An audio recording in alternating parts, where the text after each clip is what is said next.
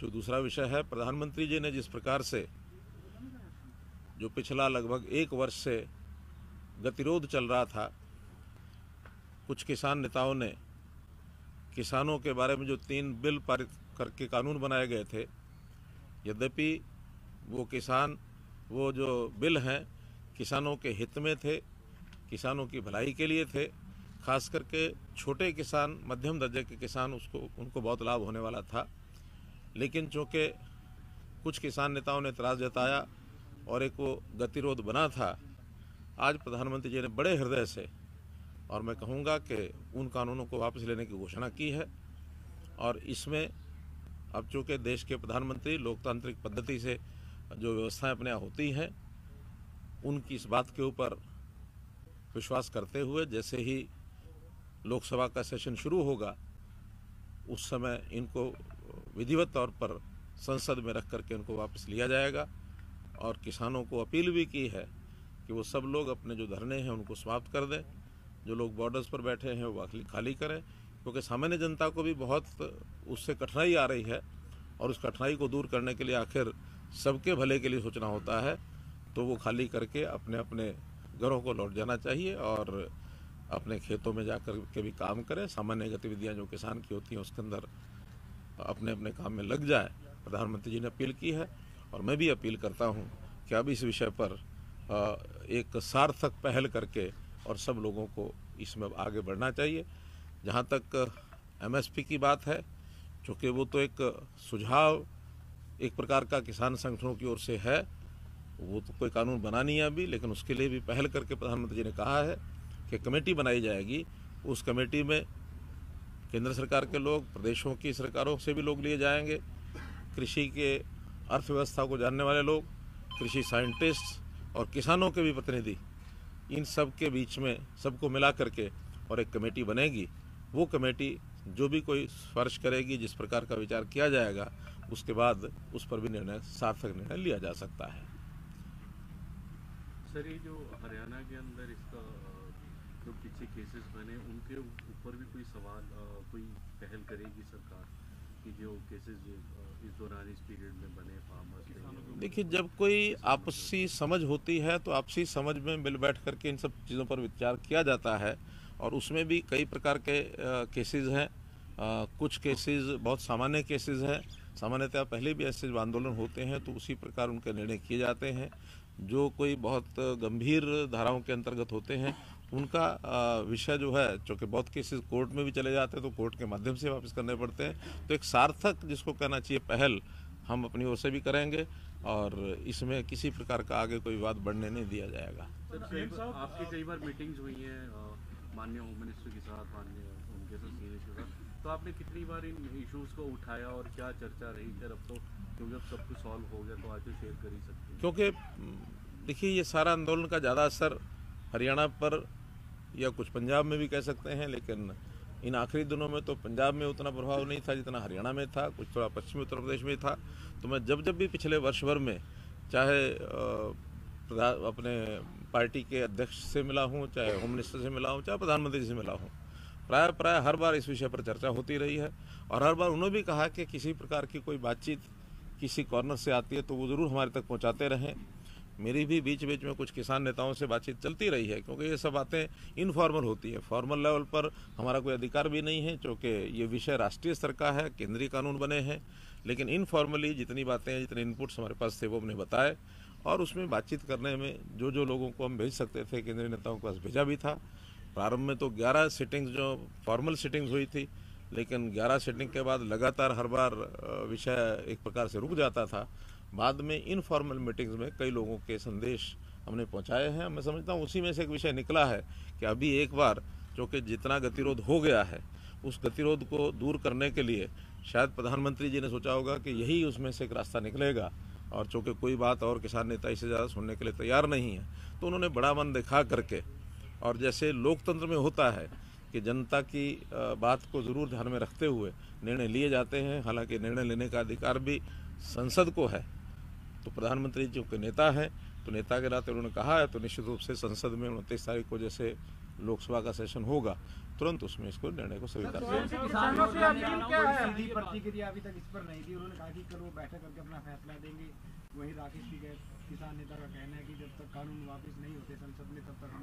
तो आपकी क्या अपील है? आपने ये भी कहा है सर इसमें कि जब तक जो एमएसपी है उसके ऊपर कानून नहीं बनता किसान हटने को तैयार नहीं है। तो जो कुछ किसान संगठन है वो अभी भी अपनी बात पर अड़े हुए हैं। देखिए, अलग अलग बातें अलग अलग किसान नेताओं ने कही हैं। कुछ लोगों ने स्वागत किया है और कुछ लोगों ने एमएसपी की बात कही है। मैं समझता हूँ इन दोनों बातों के ऊपर प्रधानमंत्री जी ने बात कह दी है, क्योंकि कानून कोई बने हुए तो 3 ही कानून थे, ये तीनों ही वापस लेने की बात कह दी है। और मैं समझता हूँ प्रधानमंत्री जी की विश्वसनीयता समाज में, इस देश में, बल्कि मैं तो कहूँगा दुनिया में इतनी बनी हुई है कि जो बात वो कह देते हैं उसको पूरा करते हैं।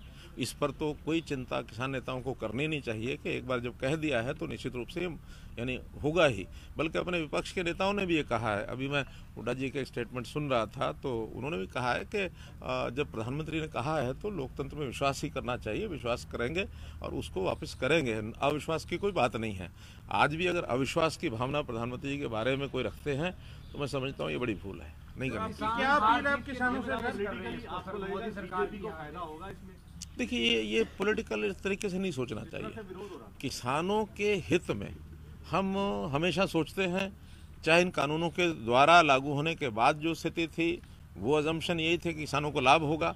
और वैसे भी हमने कभी भी किसान के हित में ही हमेशा जितने कदम उठाए हैं, आप हरियाणा में देख लीजिए, हम लोगों ने पानी है वो टिल तक पहुंचाया है। प्रोक्योरमेंट भी जो है वो ज़्यादातर फसलों की प्रोक्योरमेंट हम करते हैं। जो हरजाना है, जो मानो हरजाना क्या, जो उनका नुकसान होता है, मुआवजा है, उस मुआवजे को भी हमने सारे देश में सबसे ज़्यादा यहाँ रखा हुआ है। पहले ये 12,000 रुपये एकड़ था, हमने उसको 15,000 रुपये एकड़ कर दिया है, 10 का 12.5 कर दिया है। और भी जितनी सुविधाएं किसानों को हम दे सकते हैं, चाहे वो भूमि, ये जो सॉयल परीक्षण के जो कार्ड्स थे वो हमने बनाए हैं, लैब्स बनाई हैं। हर एक मंडी में अब वहाँ लैब बनेंगी, स्कूल कॉलेजेस में हमने लैब बना दी है, ताकि सॉयल टेस्टिंग का जो सिस्टम है उसके आधार पर सॉयल की जो क्वालिटी है उसको देख करके किसान को बताया जाए क्या बुआई करनी क्या नहीं। सेम की जो ज़मीन है उसको हम 1 लाख एकड़ उसको ठीक करने की और आगे बढ़ रहे हैं। और किसान का, जैसे प्रधानमंत्री जी ने शुरू किया था किसान मान सम्मान निधि, तो वो सम्मान निधि के अंतर्गत 6,000 रुपया हर किसान को हर वर्ष आता है। तो बहुत से ऐसे पग हैं जो गिनाए जा सकते हैं जो पहले कभी नहीं उठाए गए। आज भी आगे हम छोटा किसान जो है, जिसकी आय बहुत कम है, ज़मीन कम है, ऐसे किसान के परिवारों को किसी न किसी को रोज़गार, यानी कृषि के अलावा रोज़गार भी दिलाने का ये हम प्रयत्न कर रहे हैं। जैसे हमने हरियाणा में ही मुख्यमंत्री अंत्योदय परिवार उत्थान योजना ये चलाई है, इसमें 1 लाख परिवारों को, उसमें मैं समझता हूँ किसान भी होंगे, मजदूर भी होंगे, सभी होंगे। तो ऐसे परिवारों को रोज़गार दिलाने की हमारी मुहिम चल रही है। आज भी उसके लेकर के मेरी बैंक्स के साथ मीटिंग है, जो हमारी स्टेट लेवल बैंकिंग कमेटी है, ताकि उनको ऋण मिल सके, उनको रोज़गार करने के लिए काम हो सके। हम गरीब के लिए, किसान के लिए जितनी योजनाएं बनाई आज तक सब बनाई हैं, लेकिन केवल उसमें से शंकाएं पैदा करना, अविश्वास पैदा करना, ये किसी भी लोकतांत्रिक देश में उचित नहीं होता है। सरकार थी, चाहे केंद्र सरकार की बात करें, राज्य सरकार की बात करें, लगातार कृषि कानूनों के साथ समर्थन में खड़े हुए थे आप लोग। अभय चौटाला ये भी कह रहे हैं कि एक प्रस्ताव हरियाणा विधानसभा में आप लेकर के आए थे, उसे भी वापस कराएंगे, जो कि इनके समर्थन में था। एकाएक ऐसा क्या हुआ कि प्रधानमंत्री सामने आए और वापस ले लिया?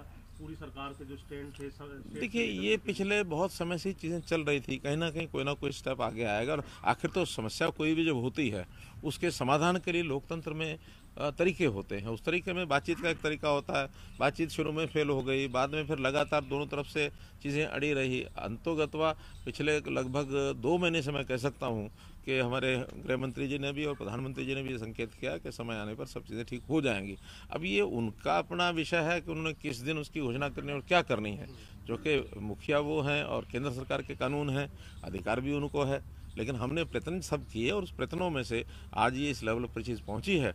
अभी भी कोई बातें अगर बची हैं तो उसको भी बैठ करके आगे, पंजाब के चुनाव से जोड़ के भी देख रहे हैं। ऐसा नहीं है, लोकतंत्र में चुनाव तो हर समय आता है। यानी इससे पहले आप कहेंगे कि पहले कर लेते तो फिर इलाहाबाद के चुनाव की बात होती, उससे पहले कर लेते तो असम के चुनाव है, उसकी चुनाव तो देश में हर साल कोई 2-4 प्रांतों के रहते ही हैं। 37 प्रांत, यानी हमारे 29 प्रांत हैं, तो 29 प्रांत में अगर 5 साल में है तो ऑन एवरेज 5 प्रांत बैठ जाते हैं, 6 प्रांत बैठ जाते हैं। तो इसलिए ये चुनाव तो कभी ना कभी कोई ना कोई आते रहते हैं। बड़ा दिल दिखाया पीएम मोदी ने और उन्होंने ये भी कहा कि कहीं ना कहीं वो समझाने में विफल रहे और इसलिए माफी भी मांगी है। इस दौरान किसानों की मौत हुई 800 के करीब, हरियाणा के भी कुछ हैं, उनके लिए हरियाणा सरकार किस तरीके का कोई विचार करेगी? देखिए, वो किस कारण से उनकी मृत्यु हुई है उन कारणों को आधार मान करके और उसका विचार किया जाएगा।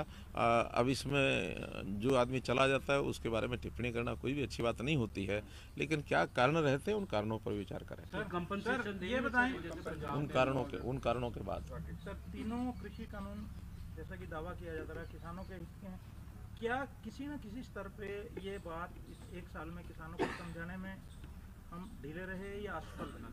देखिए, प्रधानमंत्री जी ने स्वयं माना है कि कहीं ना कहीं हमारी तपस्या में कोई कमी रह गई है कि हम उनको समझा नहीं पाए, ये तो उन्होंने माना है।